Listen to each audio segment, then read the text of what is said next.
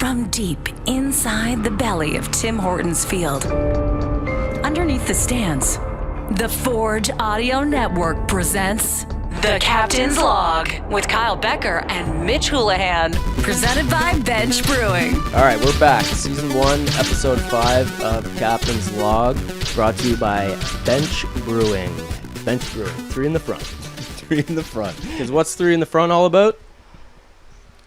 What? Friendship. God, if Bench doesn't come out with a 3 in the front beer after this, we're giving him gold. Yeah, we just got to separate it from the driving bit, but it's 3 in the front. You know, it's your buds. The beers. back's open. 2 beers, 3 seats. But it's 3 in the front. Yeah. No, you're connecting it to the driving. Yeah, we're That's taking what it we away. Can't do. Oh, yeah. Non-drivers, beers. Yeah. Driver, come Yeah. on. All right, Mitch Houlihan here with your Forge captain, Kyle Becker. Hey. How are you? Not too bad. A little warm. Back under the stands. Yeah, back under the stands after a sweaty Labor Day. She was toasty. The captain.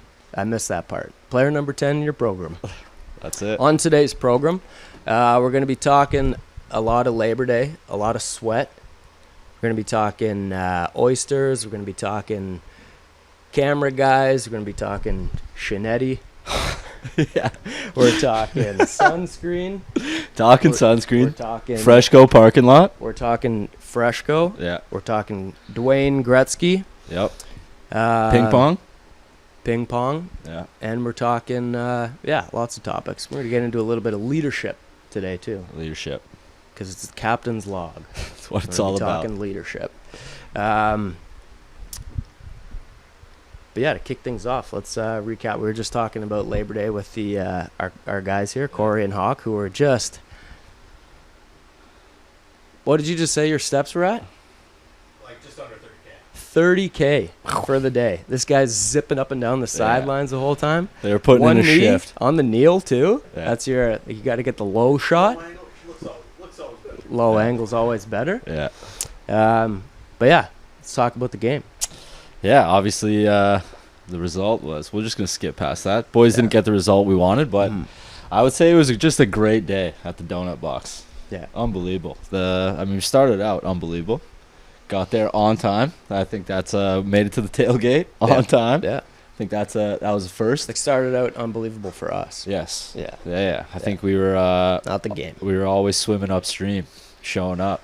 Everyone always just, I think, assumes the worst of us, the boys. Punctual.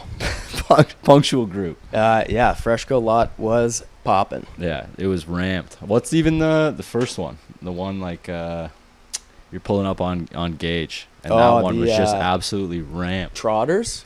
Is that what it is? Like Yeah.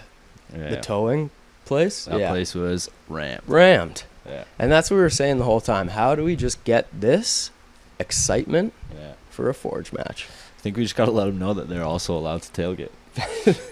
Why can't we tailgate for Forge? Dude, tailgating is universal to sports. It doesn't matter what the sport is. I think we're even saying we need to talk to the old higher ups, and one day we'll just do a fake out. We'll say it's a Ticats game. Tailgate's open at this time, and then they pull up and it's just a Forge game. Yeah. We'll just hit them with the old Kansas City shuffle. Yeah, the old Cincinnati shuffle. Why is it Cincinnati? It's Kansas City. Everyone know. knows that. What is that? Lucky number 11? The Kansas City shuffle? Yeah. But I think they switched it up for that one. We're also talking cars for kids. Just for a second. That was pretty good. Shout out Max. our guy Max. Yeah, that was unbelievable. Pull up to the game, pick up the tickets at the front, under the old name tag of Mitch Houlihan. Just that's cars for kids. Son of a B. You got ya. You got me. Yeah. Glenn's predictions from last week. Yeah. We can say his name too. We don't just have to keep saying our friend. Yeah. He's going to be a big enough part of this for sure. Yeah, he'll be on the pod one The day. bench seat, the 3 in the front, that was Glenn. Yeah, that was his beau dog. So it's Glenn. Glenn. Glenn. 2N Glenn. He was pretty spot on for the predictions though. Yeah, he was real close. All we actually missed, because we said 6-point weekend, Forge and Ticats getting the win. Yeah. 14 beers, 2 sausages, 1 flyover, 28-24. Yeah. The 28 was all we got wrong. And They got a lot more. And it went the other way. Yeah. There was a 24. There was a couple. We could white out a few things and make some changes. Yeah. But it was an electric It was game. close. It's a Labor Day's, yeah. It's a great experience. Unreal. time. Dwayne Gretzky. What do you got on Dwayne? Just give the people what they want.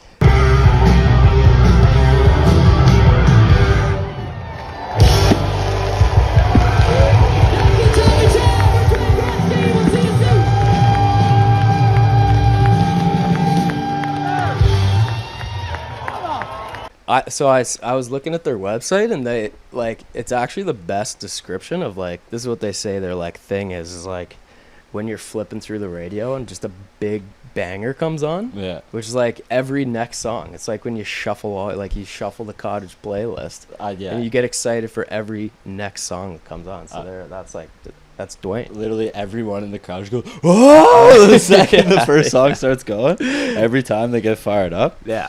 So Dwayne was good. We almost missed them. Here's a question for you.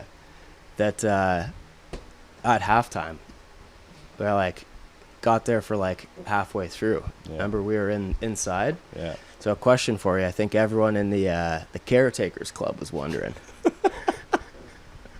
Is what were you chatting about with Johnny the Shucker when you single-handedly shoved 48 oysters down your gullet and no one else could have one?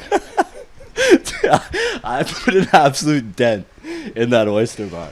They were just going down. It was unbelievable. But he worked with Eamon at Rodney's Oysters. Yeah. And he's starting a restaurant up here in I can't really remember.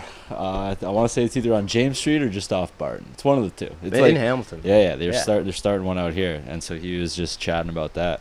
Right, and in COVID, I did a Zoomer with Eamon, and we got pretty banged up. Yeah. And he it was one of those get a box of oysters, and he teaches you how to shuck them and all that. Yeah. And it was paired up with a couple bottles of wine, and by the end of it, it was Kat's work party, and me and him just took it over, and we were both just littered, just chatted up. It was great. Our guy hit you with one of the greatest reference chirps of all time. Yeah. Hey, Kyle, the ocean called. Hey, George, the ocean called. They're running out of shrimp. That was unbelievable. Yeah, I even forgot about it. God, they were so good. It was unbelievable. Yeah. I think they were a little PEI oyster. It's great. Yeah. Let's go back to Vancouver game 2 for a bit. Which part? The best fans in the league? The fans, yeah.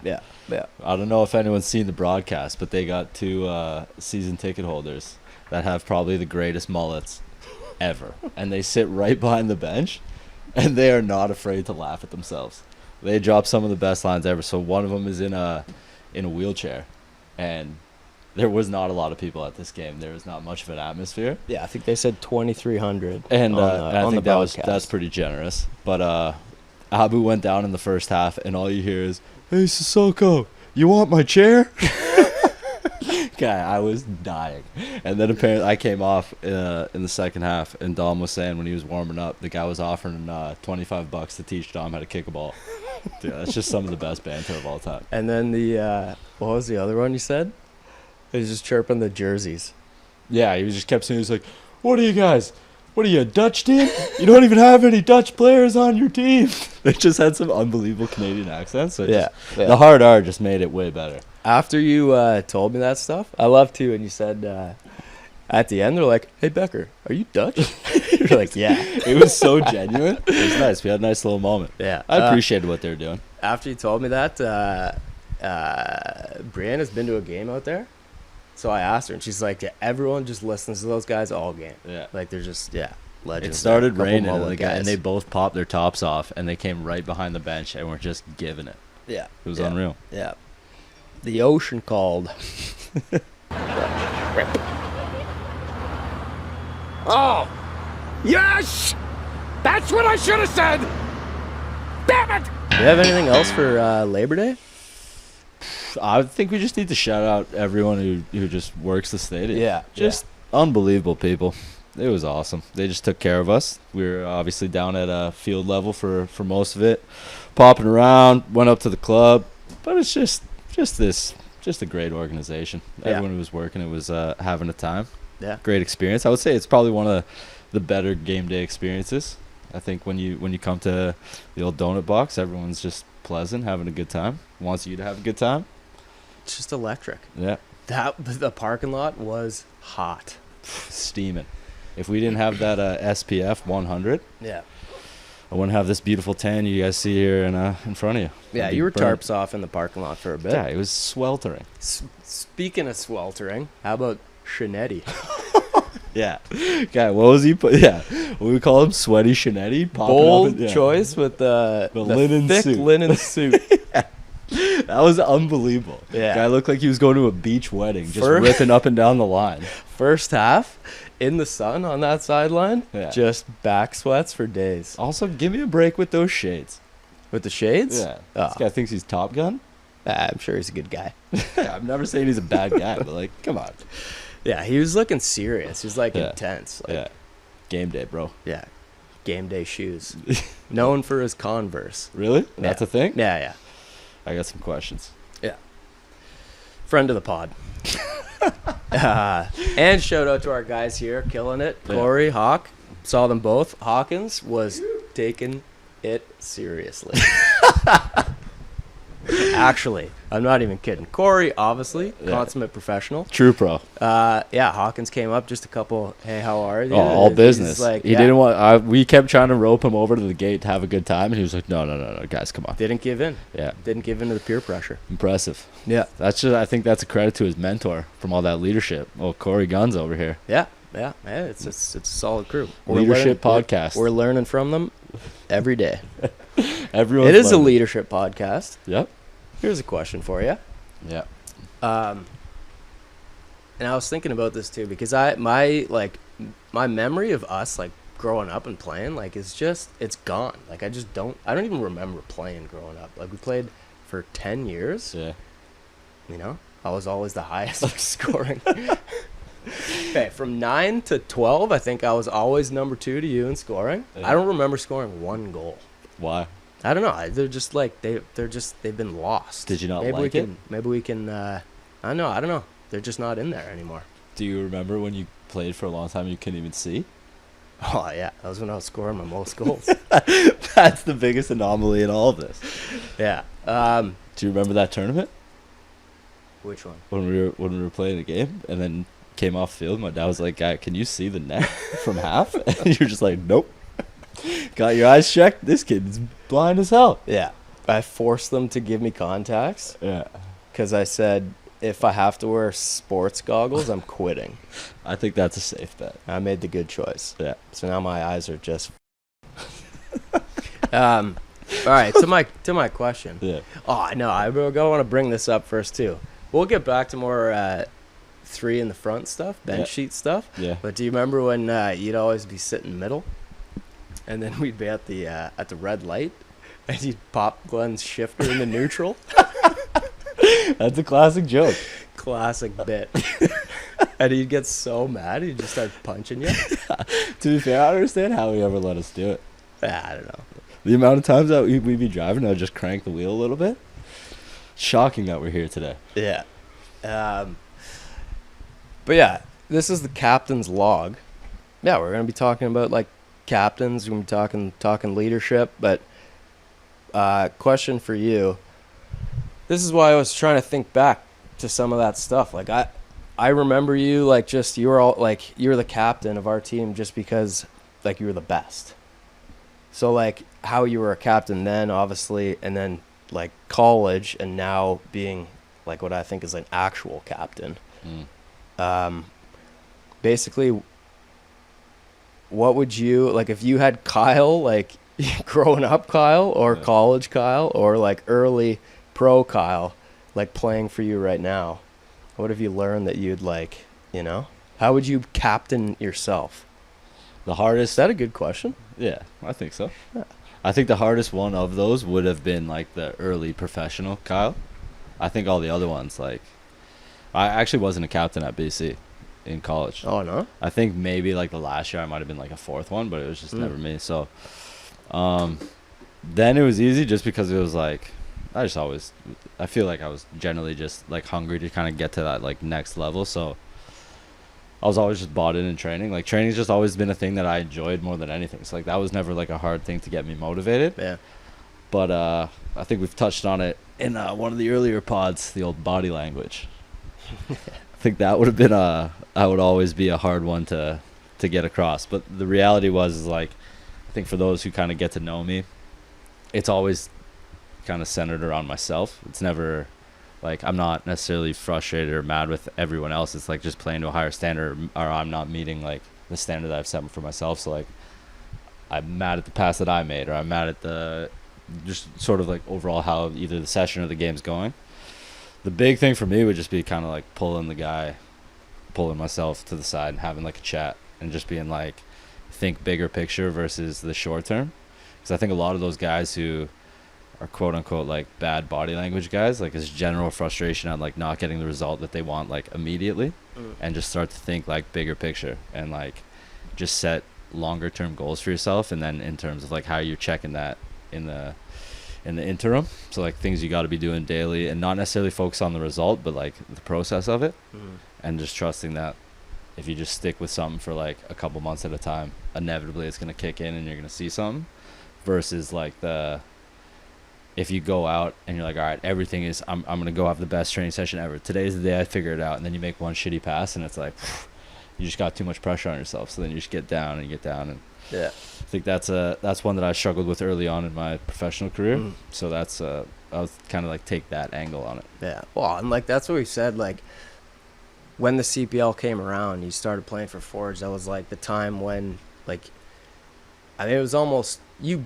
bought in immediately, but it was like it's almost forced, and it's like something bigger than you. Like you're playing like to make the league better, to make the league work. Like to me, like from the outside looking, it's like that was the time when you could like stop actually thinking about yourself too. Yeah. It was like in 2019, as you said, it's almost easier just because it's like, all right, if I'm going to be successful, and this is more so just speaking to like me as a player, like I'm not fast. I ain't dribbling everyone every single game. Like I simply cannot be successful if I try and play by myself.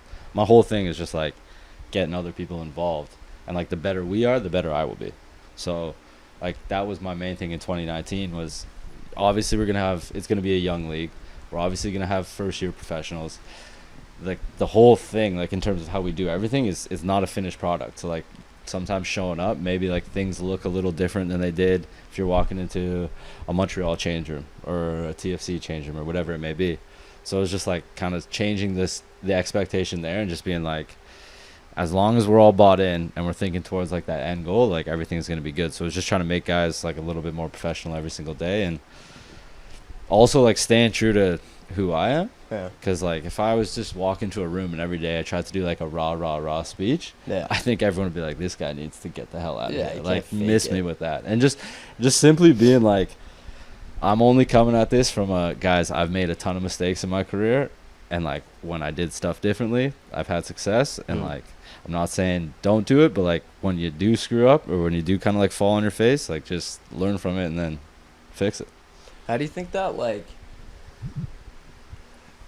that as a whole, like imagine you came into the CPL as like a young kid, like that's why I think it's like a weird, not a weird sell, because it's like any team sport. Obviously you come together, everyone buys in, like it's just better, like you win, it's better. Yeah, but like because the league's young, it's like some people call it like purely developmental league. You know, like we like to picture it how it looks like in 20 years from now, but like what do you think, like if you're a young guy, or like to the young guys in the league now, like because a lot of it is between like personal, when people are saying it's a development league, like then you're always thinking like this is just for the next step. So it's like it's tough because you're like how do you get it across that like doing stuff right here is what will actually not thinking about, which is kind of like anything, but like you know what I'm trying to say. Yeah, I think it's like it's very easy for a young player to come in and be like, I'm just gonna skip ahead to where I'm going after I kill it with Forge. Let's just use that as an example. Like let's say I'm a young kid, I get signed by Forge, I'm 18 or 19 years old. I think it's very easy in your head to like look past this challenge and be like, I'm going to walk through this because I was the best player on whatever team I was coming from. I'm signing a contract. I'm this young. So like I'm obviously good. I have potential. And I'm going to do this. I'm going to kill it for a season. And I'm just going to go somewhere in Europe, or I'm going to go to the next level or whatever. And then you come into preseason and you might get like punched in the mouth a little bit. And it's hard to recover from that. And then I think it's like easy for people to just like, when you're that young, to kind of just like start doing like the old blame game. And I think it's natural as a young professional to do that. It's hard to have I would say like the maturity or the foresight to be like, all right, I'm going to look at myself first. I'm going to check all the boxes that I need to be doing every single day. And I'm going to kind of like take a log off and see how this goes, be a little patient. And like if I looked at myself, when I signed to TFC, 100% I was doing the same thing. You're like, all right, here's a team that at the time wasn't having the most success, but like, all right, I'm going to go in, I'm going to play, because why wouldn't I? I was picked high up in the draft. They clearly want me. And so you just start looking too far ahead versus like, what is the immediate thing you need to be doing to ensure that you're getting that chance and keep going and keep going. Yeah. So I think that's a difficult thing. And then also when you're that young, you almost want to like justify stuff to other people. So you're like, no, it's development. Like you almost like talk down about it. But then if you're not having success, you're almost like talking shit about yourself. Yeah. So you're like putting yourself down. You don't necessarily have that confidence, and then you're not showing up every single day with that confidence. You're not playing with all of that, that unfulfilled potential that everyone's been talking about. So I think it can get easily kind of get away from you. But which is like it's next to like there's not many people that can do it. It's impossible. Like the hardest thing to do. You're trying to, and it's sports too. Like you're trying to make your career happen. So like how, but on the other, so this 20-year-old kid, you're not gonna be like, what I forget like how I'm playing. Like the teams do. Like it's tough to be a real team guy when you're like you're just trying to make your career. So then the funny thing is on the other side of that coin though. Yeah. The beauty of the CPL is you get if you can come in and you, let's say either you have a good coach, good leaders within the group who can help you, and you can kind of have this foresight in yourself and just like get this attitude early and often, you can come in and you can learn how to be a professional. You can hone your craft. You can learn all of the habits that are like the intangibles at any level because you have the skills. So like the amount you're really gonna like grow as a player in like that period of time, like you have your skill set. You're 18, 19, 20 years old. Like you're not necessarily going to change so much more stuff about it, but you're going to learn how to conduct yourself. You're going to learn how to show up every single day for the entire season. You're going to learn that you have to be relied on to get results and like be in that professional environment without like a crushing pressure from the outside. Like you can still then turn around and be like, all right, I'm going to go to a bar with my friends after a game, and you're not going to like get stopped at the door and everyone's going to know who you are. Like there's beauty in that. So like you can take the pressure away from yourself and you can literally just be like, all right, if I buy into this fully, you actually have such a chance, because then potentially like we have some guys on our team who are 20, 21 years old who've played 50 professional games. That's the intangible stuff that you need at that point in your career, because I would say obviously it's changing all of the time, but I think like something that is very difficult for young professionals, especially guys in the MLS in years past, you get that homegrown deal or whatever, that young kid, you come in from the academy, you get signed, and you go from a kid who is playing week in and week out at a very high level to now you're in the roster, you're not necessarily going to play. So all you're doing every single day is training. And again, we've spoken about this. The training is for the collective. It's for the group. It's for getting that 3 points on the weekend. Yeah.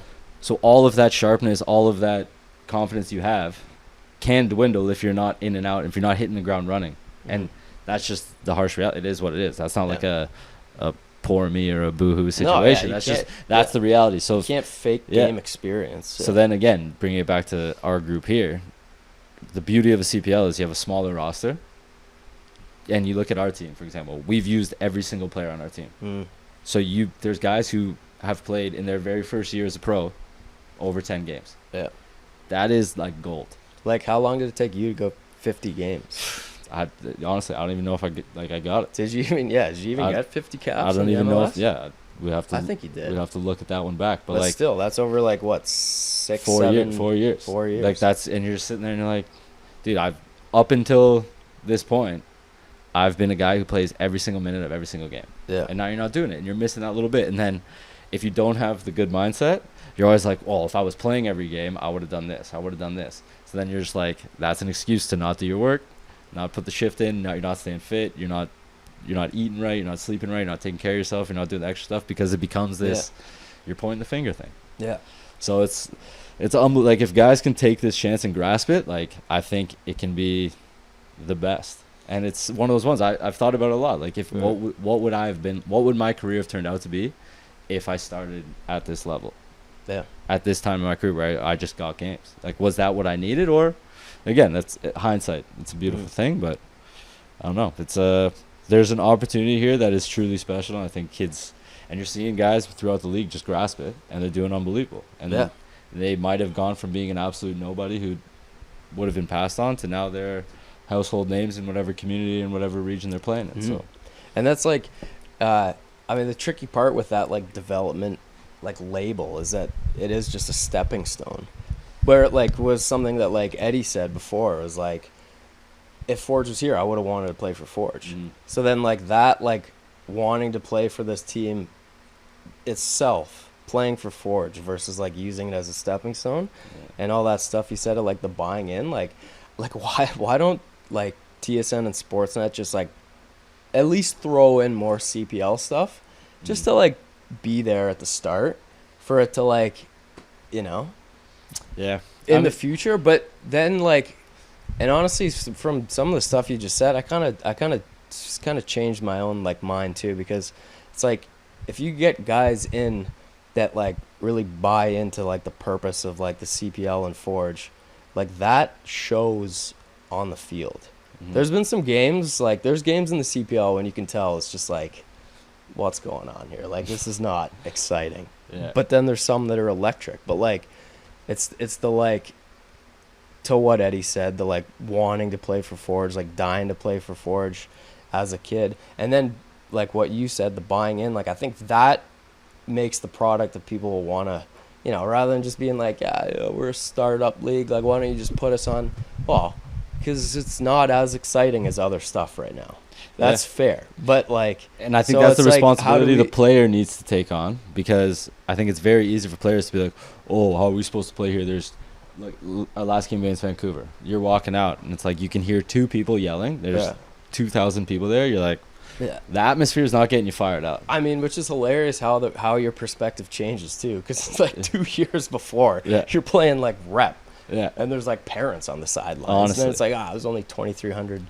Not saying that anyone said that, but, like, you just, obviously your perspective's going to change. Yeah, I think it's the classic, you just want to, like, you want to tell yourself that it's like, maybe it's bigger than it is, or maybe it's whatever it may be. Like, you justify things however you justify them, but, like, it goes back to the same thing I think we've said multiple times since we've started this. Like, it's one of those ones where no one's going to do it for you. Yeah. And you look at that, and it's funny. I turned 33 this past weekend, and we were playing a game at Willoughby Park in Vancouver. There's no one there, and it was like, yep, I'm exactly where I should be. Like, this is the best. I'm playing a game. This is awesome. Like, I don't care. And I think, if I'm being honest with myself, if I was 21 years old, I'd probably be like, what the hell am I doing here? Yeah. And 10 years, 12 years down the line, I'm like, this is the greatest thing ever. Let's go have a game. And then you absolutely dismantle them 3-0. The boys are flying, and it's like, you go into the little shoebox changer, and you're like, this is sweet. Get the tunes going. They're going to hear it. They're going to feel bad about themselves. What else do you want?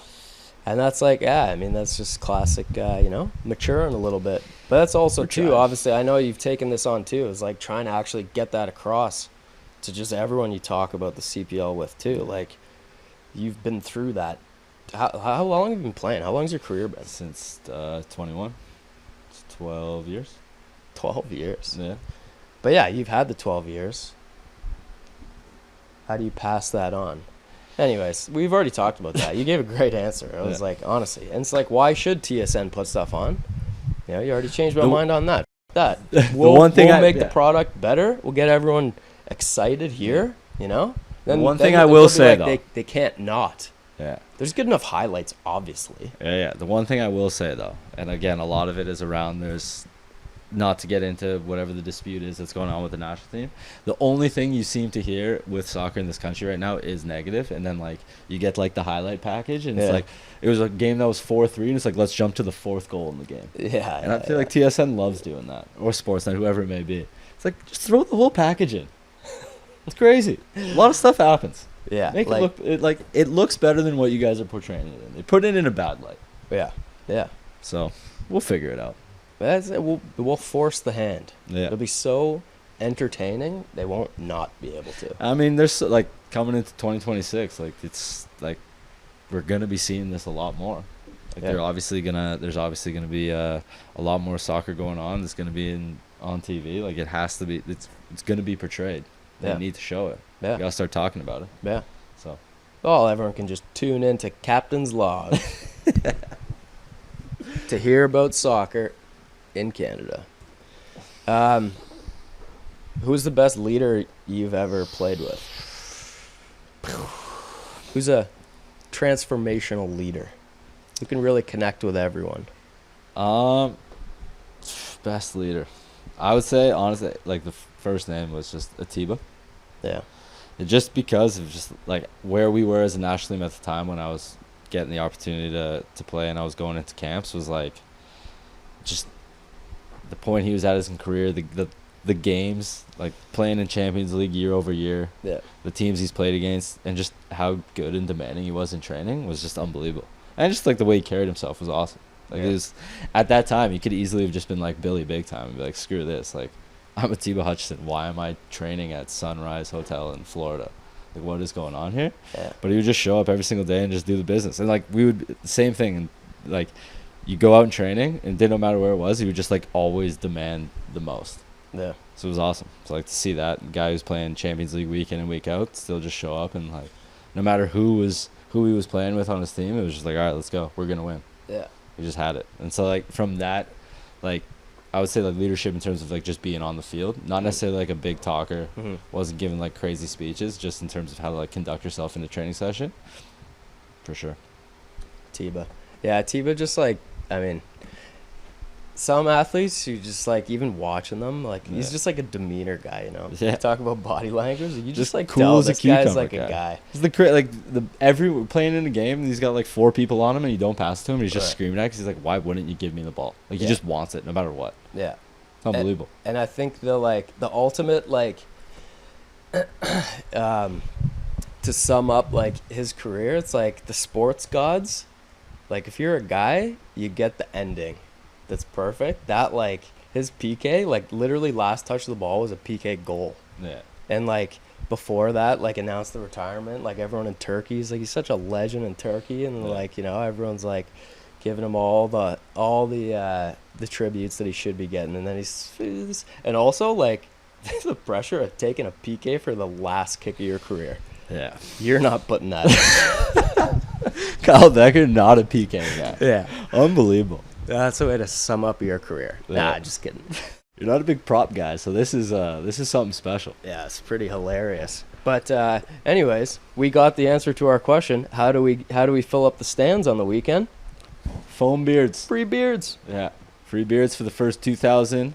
First 2,000? 20,000. 20,000. First 20,000 in the stadium this weekend. Filling it up. Filling her up. What Filling her up. What is it? Is it Coach Bobby's 150th game? There is a term for the 150 for All sure. right.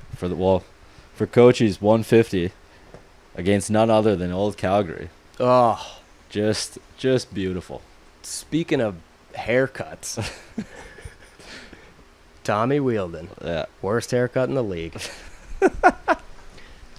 All right. Just takes off his ball cap before every game. No, he's a good guy too. Yeah. What do we think about Tommy Wheeldon? Not for me. Consummate professional. Oh, I didn't think you were going to say that. All right, but yeah, bring the kids out this game. Big game too. Calgary, Big game. Huge game. for the old. I mean, I don't want to put push. any undue pressure, but No, there should be a lot of pressure on this game. We need 3 points if we want to think about still being able to finish at the top of the table. Bobby's 150th. Against Calgary. 7 p.m. at the box. First 2,000, getting some beards. Yeah, 20,000. Calgary has a nice little like team identity. They're just the villains. They suck. They like, come on. They just Yeah. they like to, they'll play it up. Yeah. The crowds don't like them. No, they don't. Anyways, when's that game? This Saturday, 7 p.m. 7 p.m. at the Donut Box. You get a beard and you have some beers. Oh, brought to you by Access Storage. Right there. Access Storage. The best storage in Hamilton. Maybe the country. Possibly the world. All right. That's it. You want to sign us off? Yeah. Thanks for listening to Ep 5. See you guys next week. This was The Captain's Log with Kyle Becker and Mitch Houlihan, presented by Bench Brewing. The guys will drop another episode sometime, whenever they get to it. In the meantime, we would love and appreciate for you to like, follow, subscribe, click on the little bell, do all the things in all the places you get entertained, and you'll find more of this type of content. And that also means we get to spend more time together on the Forge Audio Network.